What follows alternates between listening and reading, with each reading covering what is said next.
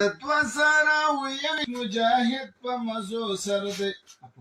زموږ جهاد په فی سبیل الله کې پاته سو زموږ جهاد په فی سبیل الله کې پاته سو اثر نه په شعرا او نه دعا کې پاته سو یو چا پر اخوان غږ وکړ چې ویشته د چوکیو یو چا پر ملا غږ وکړ چې ویشته د چوکیو اذان ترنه په حي علی الصلاه کې پاته سو اذان ترنه په حي علی الصلاه کې پاته سو اثر نه په خیرا او نه دعا کې پاته سو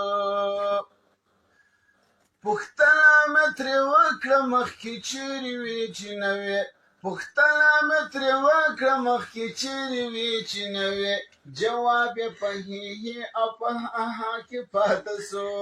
جواب یې په هې او په هاها کې پاته سو اثر نه په خیرا او نه دعا کې پاته سو